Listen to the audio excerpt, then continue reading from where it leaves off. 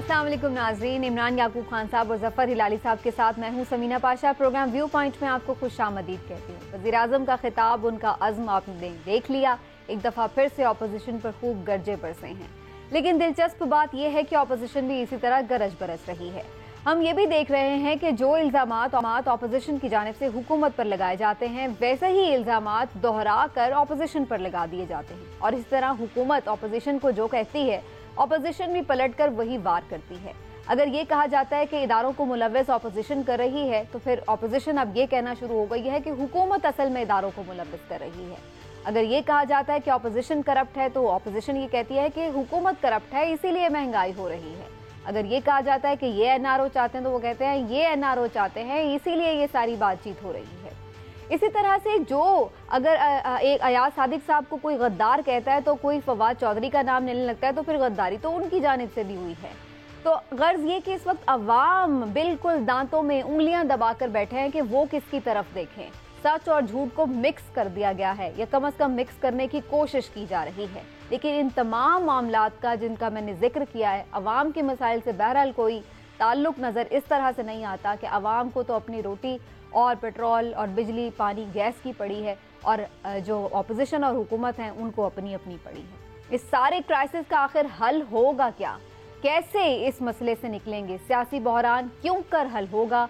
कौन बिठाएगा मेज़ पर? मुज़ाकरात कैसे होंगे? किसके टर्म्स पर होंगे? ये जानना बड़ा ज़रूरी है। आज देखेंगे कि डिफरेंट ऑप्शंस क्या हो सकते हैं। यहाँ ये फ़िलहाल जो क्राइसिस है मज़ीद बढ़ता हुआ नज़र आ रहा है। थोड़ा आगे बढ़ेंगे तो ख़ास तौर पर बात करेंगे अमेरिकी इलेक्शन के हवाले से भी, कि वहाँ पर भी एक बड़ा मार्का होने जा रहा है। क्या डोनाल्ड ट्रंप दोबारा से सदर मुंतखब हो जाएंगे, या इस दफ़ा जो बाइडन बाजी मार लेंगे? इस पर हमारे साथ ख़ास तौर पर गेस्ट भी मौजूद होंगे, तो आपको हमारे साथ ही रहना होगा। प्रोग्राम में आप सबको खुशामदीद कहती हूँ। पहले जैसे कि इमरान साहब जिक्र कर रही थी कि जो अपोजिशन इल्ज़ाम हुकूमत पर लगाती है, वही इल्ज़ाम हुकूमत लगा देती है अपोजिशन के ऊपर। आप क्या समझते हैं, ख़ास तौर पर जैसे ये साजिश की बात हो रही है? वज़ीर-ए-आज़म साहब ये कहते हैं कि इदारों को बीच में मुलव्वस करके कोशिश ये की जा रही है, हुकूमत के खिलाफ ये साजिश की जा रही है कि इदारे और हुकूमत एक पेज पर न रहें। ऐसी ही बात राना सनाउल्लाह साहब भी कह रहे हैं। वो कह रहे हैं जी हुकूमत ये कोशिश करी है कि अपोजिशन और इदारों में तनाव आ जाए। बल्कि हम सुन लेते हैं राना सनाउल्लाह की बात, और उसके बाद फिर आपका कमेंट लेते हैं। ये साजिश कर रहा है वजीर आजम, ये साजिश कर रही है इस वक्त कैबिनेट के अदारों को अपोजिशन के साथ या आवाम के साथ जो है वो मुतसादम किया जाए। ये सिर्फ अपने घटिया इक़्तिदार और घटिया इंतकाम की आग को बुझाने के लिए ये इतना घिनौना जो है वो खेल खेल रहे हैं। कौन साजिश कर रहा है? बिस्मिल्लाहिर्रहमानिर्रहीम। समीना, अगर आप सच सुनना चाहती हैं ना, तो मुझे ये लग रहा है कि हुकूमत और अपोजिशन दोनों गंदा खेल रहे हैं। अच्छा। अब आप पूछेंगी वो कैसे? मुझे आप ये बताएं कि एक तरफ वज़ीर आज़म अपनी तकरीरों में अल्फाज इस्तेमाल कर रहे हैं मुनाफिक के, फलां के, दूसरी तरफ राना सनाउल्लाह जैसे लोग अल्फाज इस्तेमाल कर रहे हैं घटिया के। खुदा के बंदो, कोई शर्म, कोई हया। जो आप असम्बलियों में कहते हैं, आज मैं ख्वाजा आसिफ साहब की और फवाद चौधरी साहब के अल्फाज जो है मुस्तार ले लेता हूँ। कोई शर्म होती है, कोई हया होती है? आप आवाम को किस तरफ लेके जा रहे हैं? एक दूसरे को कोई मुनाफिक किया जा रहा है, कोई झूठा कहे जा रहा है, कोई उसको घटिया कहे जा रहा है। इसका मतलब ये है कि आप असल में क्या वाकई मुनाफिक हैं, झूठे हैं, घटिया हैं? और आवाम को अब आप बता रहे हैं कि आप जो हमें मुंतखब करते हैं, हम पे जो एतमाद करते हैं, हमसे जो उम्मीदें रखते हैं, तो खुदारा ये उम्मीदें ना रखें, खुदारा हम पे एतमाद ना करें, क्योंकि हम तो घटिया भी हैं, हम मुनाफिक भी हैं, झूठे भी हैं। तो मैं ज़ाती तौर पर यह समझता हूँ समीना कि ये बड़ी बुरी बात है, और इस तरह की बात होनी नहीं चाहिए। इस तरह से होगा क्या? होगा यह कि मुल्क में इंतशार फैलेगा, और जब इंतशार की तरफ बात जाती है तो फिर मामला खराब होता है। और क्या नहीं, मजीद अभी तो फैल रहा है या फैलाए जाने की कोशिश की जा रही है। लेकिन इदारों को किसने मुलव्वस किया? अपोजिशन ने नहीं उन पर तनकीद की? जब उनके दिफा में हुकूमत आगे आई है, तो अब वो हुकूमत को कह रहे हैं कि आप इदारों को मुलव्वस करें। इस मामले पर कौन सच है? समीना, मेरी बात सुने। सबसे पहले तो अपोजिशन ने किया है ना, इसमें तो कोई दूसरी राय नहीं है। बयानिया तो ये अपोजिशन लेके आई है। लेकिन मेरी गुजारिश ये है, जो मैं हमेशा बात करता हूँ, कि हुकूमत का किरदार बड़े भाई का होता है। हुकूमत का मामला संभालने वाला होता है। ये नहीं होता कि अपोजिशन ने अगर ईंट मारी है तो उस ईंट का जवाब लाजमी पत्थर से ही देना है। मैं बार बार कहता हूँ कि सियासी टेम्परेचर को कम करना हुकूमत की जिम्मेदारी होती है। आज अब वज़ीर-ए-आज़म इमरान खान साहब मेरे तो हर दिल अजीज वज़ीर-ए-आज़म है, उन्होंने जब तकरीर की और उसमें फरमाया कि अब आप देखेंगे कि टांगे किसकी कांपेंगी और माथे पे किसके पसीना आएगा। मैं कहता हूँ खुदा का वास्ता वज़ीर आज़म साहब, हम वाकई चाहते हैं कि करप्ट लोगों की टांगे कांपे, हम वाकई चाहते हैं कि चोरों के माथे पे पसीना आए, लेकिन कुछ कर तो लें। सिर्फ बातों में ना हमें मुतमिन करने की, खुश करने की कोशिश ना करें, उनको लाएं कटहरे में, उनको सजा दें और फिर हमें पता चले कि वाकई उनके माथे पे पसीना भी आया और उनकी टांगे भी काटी। हिलाली साहब से भी जानते हैं। हिलाली साहब, इस क्राइसिस का हल क्या है, ये मैं थोड़ा सा आगे चलकर आपसे जरूर पूछना चाहूंगी, लेकिन पहले ये तो बताइए कि इस क्राइसिस की जड़ क्या है, कौन किसके खिलाफ साजिश कर रहा है। हमने तो यही देखा है कि हुकूमतों के खिलाफ साजिश होती है, ऑपोजिशन ये कह रही है कि उनके खिलाफ साजिश हो रही है। देखिए, बात सीधी सादी है, सीधी सादी है। ये मामला शुरू कैसे हुआ? ये मामला उस तरीके से शुरू हुआ कि जब नवाज शरीफ साहब और उसके ख़ानदान पकड़े गए, जब वो पकड़े गए चोरी में, तो कोर्ट्स केसेस हुए। कोर्ट ने भी उनको कहा कि तुम हो, ये तुम्हारे खिलाफ सही है, माने दे वर फाउंड गिल्टी। अब उसके बाद उनको तो सज़ा लेके चले जाना था, उन्होंने कहा नहीं नहीं ये गलत फैसला है। हिलाली साहब, राना सनाउल्लाह साहब हमारे साथ मौजूद हैं, उनसे बात है, उन्हीं से जानते हैं। राना साहब अस्सलाम वालेकुम, शुक्रिया आपके वक्त का। आवाज़ आ रही है आपको मेरी? खैरियत से? वालेकुम सलाम। अच्छा राना साहब, मैं अभी आप ही की बात से आगाज़ किया था प्रोग्राम का। आप कह रहे हैं कि ये हुकूमत जो है ऑपोजिशन के खिलाफ साजिश कर रही है कि इदारों और ऑपोजिशन को लड़ाया जाए, लेकिन हमने तो हमेशा यही देखा है ऑपोजिशन हुकूमत के खिलाफ साजिश करती है। आपको क्यों ऐसा लगा? नहीं देखें, ये हुकूमत, मेरा ख्याल है कि इससे पहले को अगर कोई मिसाल है तो मैं उसे नहीं जानता। ये पहली हुकूमत है कि ये अभी तक हुकूमत मोड में आई नहीं है। ये अभी भी हाउस के अंदर भी और बाहर भी अपोजिशन ही कर रहे हैं। आप मुझे बताएं कि ये एजाज सादिक साहब वाला जो मामला उठा है कि भाई on the floor of the house बात हुई है, स्पीकर ने उसका नोटिस नहीं लिया, आप वहां पे मौजूद थे, आपने नोटिस नहीं लिया।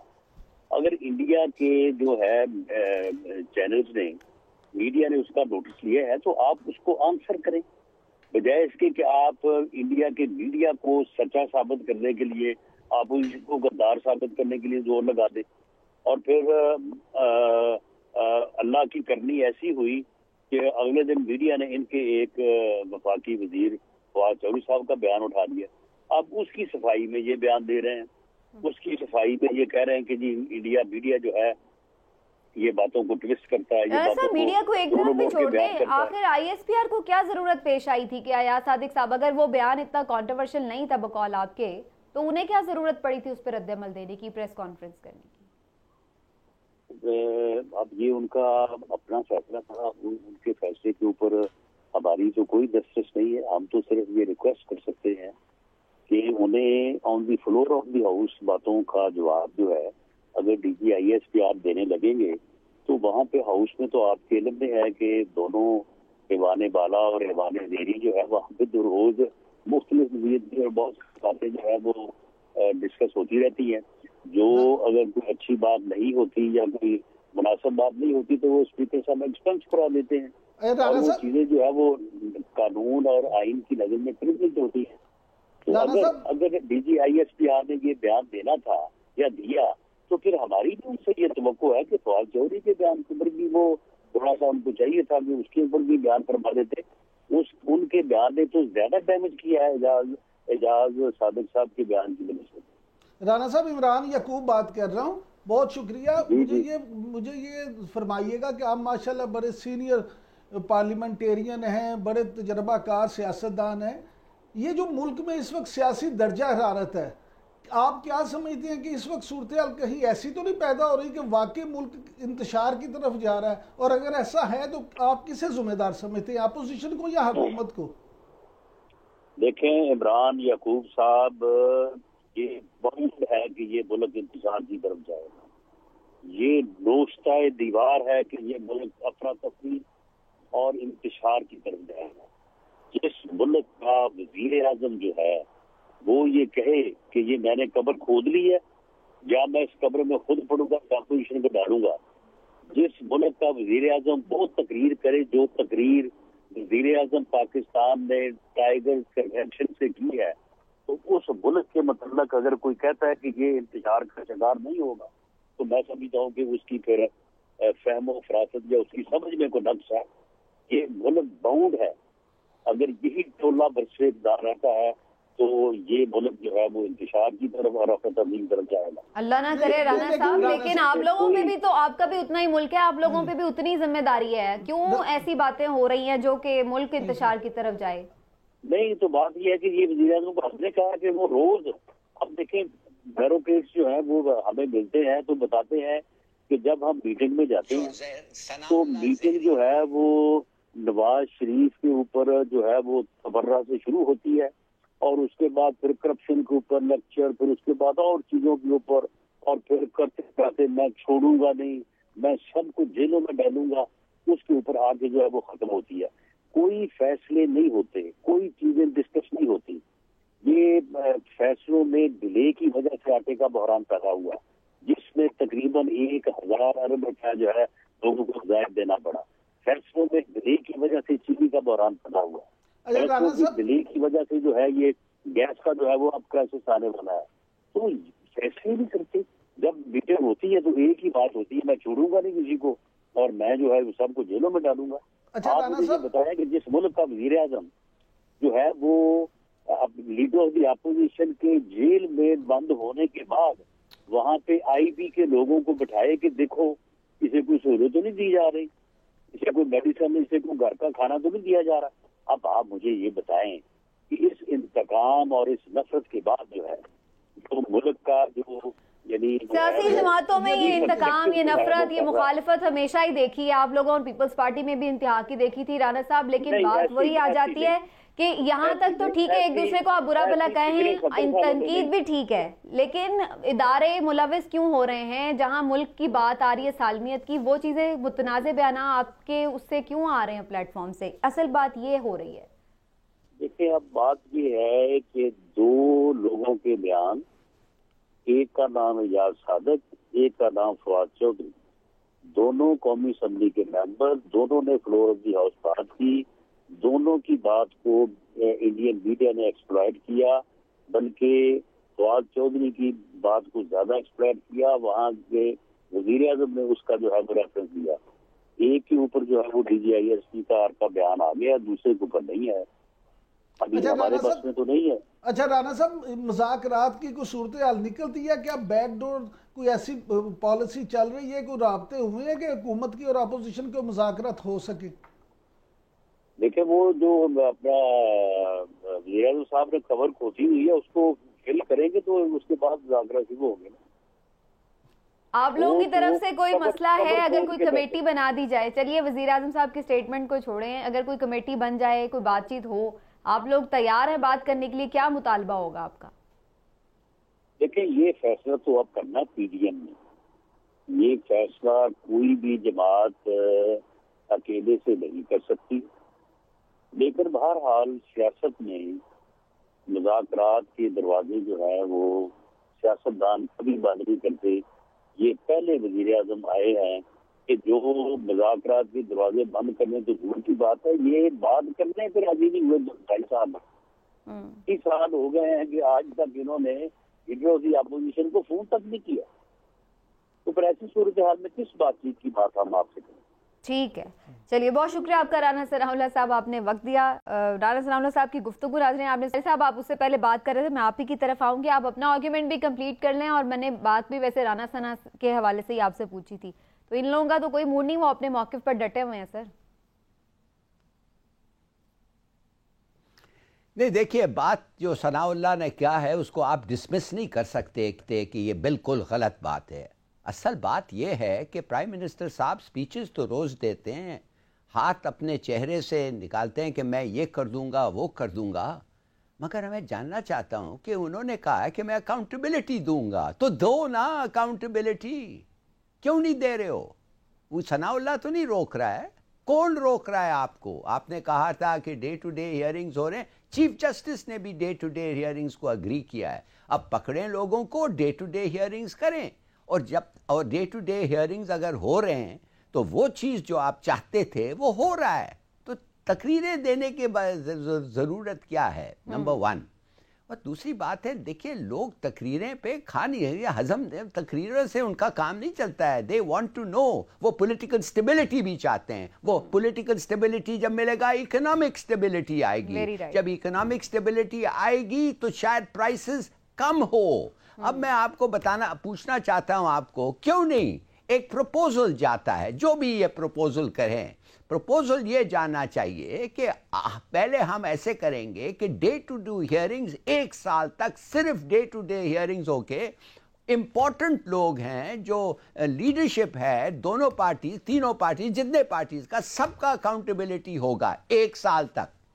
उसके बाद ये खत्म हो जाना चाहिए, और बिल्कुल हो जाना चाहिए। कुछ कोर्ट्स तो अभी भी बन गए हैं, कुछ कोर्ट्स बनने हैं, 120 कोर्ट्स काफ़ी हैं आपको, और नहीं ज़रूरत है कि हर क्लार्क और बाबू को आप अकाउंटेबिलिटी करें।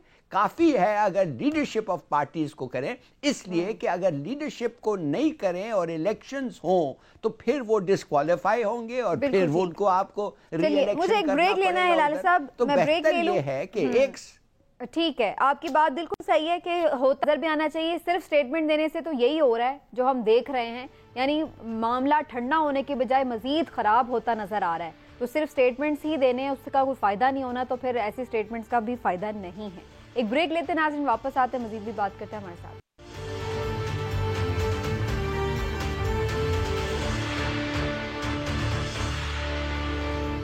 सियासी दर्जा बढ़ा हुआ हल कैसे होगा, अब इस पर आ जाते हैं। यार साहब, आप ब्रेक पर जाने से पहले भी बात कर रहे थे, और आप से ही मैं ज़रूर जानना चाहूँगी, आपको क्या लगता है अब ये कैसे सारा क्राइसिस, पॉलिटिकल क्राइसिस ख़त्म होगा पाकिस्तान में? देखिए समीना, सीधी सादी बात यह है कि अगर हमें पॉलिटिकल स्टेबिलिटी चाहिए, जिससे हमें इकोनॉमिक स्टेबिलिटी मिलेगा, तो एक किस्म की एग्रीमेंट अपोजिशन पार्टीज़ और गवर्नमेंट का होना पड़ेगा। और ये बकवास है कहना कि हम कोई भी नहीं बात करते, ये एक तरीका नहीं है। इससे तो अनसर्टेनिटी बढ़ती है, और जिस तरीके से और अगर आप डिलीवर करते रहते, प्राइसेस बढ़ते नहीं, अकाउंटेबिलिटी होता रहता, तो हम कहते बस ठीक है, ये लोग गालियां दे रहे हैं, देने दो इनको गाली, भोंकने दो इनको। मगर ऐसा नहीं हो रहा है। Fact of the matter is, कीमतें बढ़ रहे हैं, लोग तकलीफ में हैं, लोग सफ़र कर रहे हैं, बहुत सारे लोग रोटी और मिर्च पे गुजार रहे हैं। देखिए बात सीधी ये है कि एक अग्रीमेंट होना चाहिए इनके दौरान। क्या अग्रीमेंट है भाई? कितने देर आपको चाहिए वे नए कोर्ट्स के साथ accountability of prominent notable people को ख़त्म करने के लिए? 1 साल? कितने चाहिए? 15 महीने? लो 15 महीने। उसके बाद 3 महीने का केयरटेकर गवर्नमेंट लगाओ और इलेक्शंस कराओ। इस 15 महीने 1.5 साल में गवर्नमेंट के पास काफ़ी टाइम होगा दोनों चीज़ों पे डिलीवर करने के लिए, अगर वो डिलीवर कर सकते हैं। अब ये जिद करना कि नहीं हम पूरी टर्म करेंगे और ऐसा ही मामला चलेगा, मेरे ख्याल में ये एडवाइसेबल नहीं है। कोई नहीं चाहता कि इलेक्शन हो, मगर कोई भी नहीं चाहता कि इस किस्म का सिचुएशन हो जिधर लॉन्ग मार्चेस ये वो। इतना वक्त की बात है, झड़प होगा, लोग मरेंगे, फिर क्या होगा? तो आपको लगता है न्यू इलेक्शन जो है वो बेहतर सूरत हाल, ऐसा कुछ शेड्यूल लगाएं। ठीक है इमरान साहब, पहले तो हम जैसे पहले बात 1 साल पहले कर दें, क्या फर्क पड़ता है? अच्छा, जब दोनों लड़ पड़ते थे ऑपोजिशन और हुकूमत, तो एक तीसरा आता था और वो आके दोनों को बिठा के मामला रफा दफा करा देता था। इस दफा तीसरा जो है वो खुद बीच में कहीं ना कहीं उसको भी इन्वॉल्वमेंट का सामना करना पड़ रहा है। तो अब इन्हें कौन बिठाएगा मुज़ाकरात पर? देखिए, अब जो इस वक्त जो सूरत हाल है ना, वो वाली सूरत हाल नहीं है कि वो तीसरा फ्रीक जो ना उस तरह से इंटरवीन करे। अब ये हुकूमत और अपोजिशन दोनों जिस मुकाम पे लेके जा रही है ना सूरत हाल को, या ले गए हैं, इसमें अब ये इतना आसान काम नहीं है। ये एक डेड लॉक की तरफ जा रहे हैं, और डेड लॉक का नतीजा हमेशा गलत निकलता है, इंतशार निकलता है। मैं समझता हूँ कि इनको अभी भी कुछ सोच लेना चाहिए, नहीं तो ऐसा ना हो कि ख्वाजा आसिफ और दूसरे लोग जिसका इशारा भी कर चुके हैं, सूरत हाल उस तरफ चली जाए। इंतखाबात भी अभी फौरी नहीं ना हो सकते। देखें, अपोजिशन जो है वो भी फौरी इंतखाबात के लिए तैयार नहीं है, और हुकूमत भी नहीं चाहती। इसको भी कम से कम 1.5 साल लगेगा, लेकिन क्या मजीद हम 2 साल? हाँ जी, लेकिन हिलाली साहब, क्या हम जल्दी से जल्दी भी जाए तो 1.5 साल में हम मजीद महंगाई, मजीद इंतशार, मजीद ये खराबियां बिल्कुल लगना चाहिए, लगना इसलिए चाहिए। ये सारी जो चीजें हैं इस पे भी आपको देखना पड़ेगा, ये इतना आसान काम नहीं है। नहीं, अगर एक दफे अग्रीमेंट हो गया है इमरान साहब, अगर एक दफे एग्रीमेंट इनका हो गया कि 1.5 साल तक अकाउंटेबिलिटी, फिर केयर टेकर गवर्नमेंट, फिर इलेक्शंस, तो फिर ये मार्चेस वाचेस नहीं होंगे, ये तकरीरें नहीं होंगी। हिलाली साहब आप ठीक कह रहे हैं, फिर सब इलेक्शन कैंपेन में चले जाएंगे। बिल्कुल ठीक कहेंगे, लेकिन वो कहेंगे कि अकाउंटेबिलिटी कैसे? अभी मुझे एक ब्रेक लेनी है, गठजोड़ वाली अकाउंटेबिलिटी या पार्शियल अकाउंटेबिलिटी, बिल्कुल ठीक है। इस पे सारी चीजों पे तस्किया हो अकाउंटेबिलिटी कोर्ट्स के थ्रू होगी, बिल्कुल ठीक है। चलिए जी ब्रेक लेते हैं नाज़रीन, ब्रेक से वापस आएंगे तो बात करेंगे अमेरिकन सदारती इंतखाबात के हवाले से, और वहां पे भी बड़ा मार्का होने जा रहा है। कौन जीतेगा कौन हारेगा आपको बताएंगे एक ब्रेक के बाद।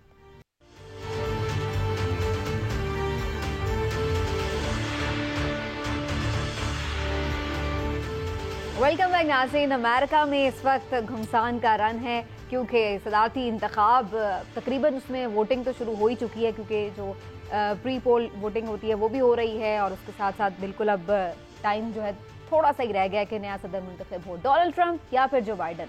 एक ही सवाल है, और क्यों, कैसे, क्या असरात होंगे खित्ते पे भी, पाकिस्तान के साथ ताल्लुकात पर भी, इसका जायज़ा लेंगे। हिलाली साहब तो इस मामले में एक्सपर्ट हैं ही हमारे साथ हमेशा से मौजूद, लेकिन इसके साथ साथ आज साजिद तारड़ साहब ने भी हमें ज्वाइन किया, जो कि मुशीर हैं डोनाल्ड ट्रंप साहब के, सदर अमेरिका के, और उन्होंने साजिद तारड़ साहब ने वहीं से हमें ज्वाइन किया। Thank you so much Sajid Tarar साहब, वेलकम टू द शो। और आपसे ही मैं बात का आगाज़ कर लेती हूँ। सर, सर्वेस तो पिछली बार कुछ और बताते थे कि हिलरी क्लिंटन का पलड़ा भारी है, लेकिन डोनाल्ड ट्रंप ने सरप्राइज कर दिया था। इस दफ़ा सर्वेस जो बाइडन के हक में नज़र आ रहे हैं, तो इस दफ़ा सरप्राइज मिलेगा या फिर सर्वेस ठीक साबित होने जा रहे हैं, क्या लग रहा है? समीना, सबसे पहले शुक्रिया आपका और आपके पैनलिस्ट सबका शुक्रिया उनको ज्वाइन करने का। मैं इसका आगाज एक शेर से करना चाहूंगा, एक करूंगा। वो कहते हैं, जाने ना जाने गुल ही ना जाने बाग तो सारा जाने है। कल डोनाल्ड ट्रंप साहब ने अपनी स्पीच में कहा कि 96% मीडिया कवरेज जो है वो एंटी डोनाल्ड ट्रंप है। CNN जर्नलिज्म को छोड़ के सियासत में आ चुका है। ये पोल्स जो आप जिनकी बात कर रहे हैं, ये CNN के पोल है। असल में खुद देखें कि इस वक्त बैलेट पे क्या है, 47 ईयर्स वर्सेस 47 मंथ्स का जो उन्होंने मैंडेट डिलीवर किया। जिस तरीके से नेफ्टा से उन्होंने मुल्क को बचाया, जिस तरीके से पेरिस अकॉर्ड से उन्होंने मुल्क को निकाला, 3.4% अनएम्प्लॉयमेंट इनको नजर नहीं आती प्री कोविड की, लेकिन एक हफ्ता पहले 33.1% GDP ग्रोथ, वो भी CNN को नजर नहीं आ रही, और लेफ्ट विंग को वो भी नजर नहीं आ रही, लेकिन अवाम देख रही है। 2016 से मैं रैलीज में खुद प्रेसिडेंट साहब के साथ ट्रेवल करता हूं, खासकर नॉर्थ ईस्ट में, और उसमें मैंने देखा कि हर रैली में तिल रखने की जगह नहीं है। अच्छा। वजह है, people are crazy, people know it कि what is good for America. एक 47 साल का चला हुआ कारतूस जो है वो एक वकील है पेशे के लिहाज से, वो ना सिर्फ अमेरिका के लिए खतरनाक है, दुनिया के लिए खतरनाक है। और यहाँ पे ये भी बताना चाहूंगा, उसके सेहत के हालात ये हैं, उसको यही नहीं पता होता कि कैंपेन वो सेनेट की लड़ रहा है कि या एज ए प्रेसिडेंट लड़ रहा है। और यहाँ पे ये भी लोग बातें करते हैं कि अगर खुदा ना खास्ता वो जीत गया तो गवर्नमेंट कौन चलाएगा। ये बात आपकी ठीक है, वो एक मुखालफत है और हम देख भी रहे हैं, वो आप में भी नजर आ रही है, लेकिन जिस तरह से कोविड को उन्होंने एंटरटेन किया है या हैंडल किया है, उस पर तो लोग गुस्से में होंगे। इतने लोग अमवात हो गई, इतने लोगों का माशत तबाह हो गई वहां पर, तो इस पे भी कोई गुस्सा नहीं किसी को। देखिए, उसका जवाब ये है तो फर्स्ट ऑफ ऑल कि ये चाइना प्लेग जो निकली है, इसके लिए दुनिया तैयार नहीं थी, कोई भी तैयार नहीं था। इनकी जगह अगर 47 साल जो सियासतदान है, ट्रेडिशनल सियासतदान जो बाइडेन होते तो हालात इससे भी बदतर होने थे। लेकिन कोविड के साथ अमेरिका की बदकिस्मती ये है कि जिस साल कोविड आया वो इलेक्शन का साल था, और मीडिया बिल्कुल सोच के बैठा है कि व्हाइट हाउस हमने चलाना है, लोगों के माइंड को मैनिपुलेट किया जा रहा है। दरअसल प्रॉब्लम ये है अमेरिका में कि आप साथ रहे। चलिए, मुझे ऐसे लग रहा था वजीर आजम इमरान खान बोल रहे हैं, उनके ऐसे आजकल होते हैं। हिलाली साहब, आपको लगता है कि डोनाल्ड ट्रंप इतना ही मकबूल है जितने तारड़ साहब बता रहे हैं हमें, या कुछ आपको लगता है कि वाइस वर्सा सिचुएशन हो सकती है? नहीं, एक चीज़ तो इन्होंने कहा है, बिल्कुल सही कहा है कि CNN तो जिस तरीके से कैंपेन उनके खिलाफ कर रहा है, वाकई मैं थोड़ा हैरान हूँ कि मैं तो सोच रहा था ये एक इम्पार्शियल न्यूज़ चैनल है, मगर आप सही कह रहे हैं, ये तो लगातार उनके पीछे लगा हुआ है। उसके अलावा मेरे ख्याल में ट्रंप साहब ने हिंदुस्तान के साथ उन्होंने उनको एक एलाई, मिलिट्री एलाई बनाया है, और ना उन पे कुछ सुधर गए, ना उनको मूडी जो उनका बड़ा दोस्त है जिसको वो गले लगाते रहते हैं उसको समझाएं कि मुसलमानों को मारना गुनाह है, समझाएं उसको कि वो फैशिस्ट की तरह उसका जो इम्प्रेशन है, इम्प्रेशन क्या वो है ही है फैशिस्ट, ये सब, और फिर भी अमेरिका उसके साथ खड़ा हुआ है। अफसोस की बात है।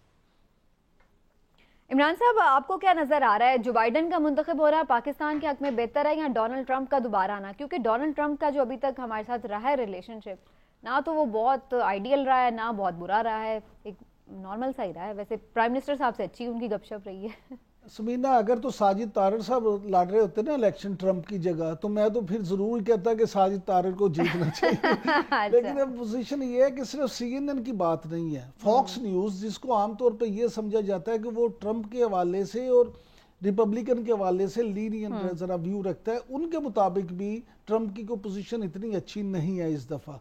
दूसरी बात यह है कि जो अगर आप कुछ दिन पहले तक चले जाएं तो फिर तो बहुत वाजे मार्जिन दिखा रहे थे जो बाइडेन का, लेकिन पिछले कुछ हफ्तों में ट्रंप की सूरत हाल बेहतर हुई है। लेकिन इलेक्शन और जंग दो ऐसी चीजें होती हैं जिनके बारे में कोई भी हतमी राय की नहीं जा सकती, क्योंकि कोई एक मुहर्रक भी ऐसा हो जाए जिससे सूरत ऑल टुगेदर डिफरेंट हो जाती है, चेंज हो जाती है। तो मैं ये समझता हूँ कि इन इदादोशुमार की बिना पर आप पेशन गोइयां तो कर सकते हैं। पाकिस्तान के लिए आपको कौन बेहतर लग रहा है? मुझे जाती तौर पे लगता है कि ट्रंप जो हैं, जिस तरह लाली साहब भी कह रहे थे, उनका ज्यादा झुकाव है इंडिया की तरफ। अब पाकिस्तान के लिए मैं समझता हूँ कि साजिद तारर साहब को कोई किरदार अदा करना चाहिए और ट्रंप को मनाना चाहिए कि यार पाकिस्तान की तरफ जिस तरह ये उनके लिए मेहनत करते हैं उसी तरह थोड़ी सी पाकिस्तान के लिए भी मेहनत करें और ट्रंप को जरा माहिल करें कि अगर जीत जाए तो पाकिस्तान का भी ख्याल। वैसे तारर साहब, हमारे प्राइम मिनिस्टर साहब ने तो नए ख्वाहिशात का इजहार किया डोनाल्ड ट्रंप साहब के लिए, उनके साथ अच्छी उनकी कॉन्वर्सेशन भी रही है जब अमेरिका का विजिट भी किया था। लेकिन वैसे ओवरऑल हमने ये देखा तो है कि इंडिया के साथ ज्यादा झुकाव रहा है डोनाल्ड ट्रंप साहब का बजाय पाकिस्तान के।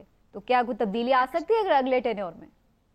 मैं समीना थोड़ा सा उसमें आपको गाइड करना चाहूंगा कि जो बाइडन ये वही वाइस प्रेसिडेंट है जो बराक हुसैन ओबामा के साथ वाइस प्रेसिडेंट थे, और जितने ड्रोन अटैक और सिविलियन अटैक हुए उस वक्त पाकिस्तान पे, ये उसका हिस्सा थे।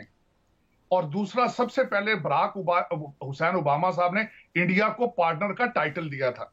अब मैं बताना चाहूंगा डोनाल्ड ट्रंप साहब और इंडिया और पाकिस्तान, ये ट्राइका का क्या हालात है। इंडिया बिलियंस डॉलर स्पेंड कर रहा है अमेरिका में, इनसे आर्मामेंट खरीद रहा है सिर्फ इन्फ्लुएंस बाय करने के लिए।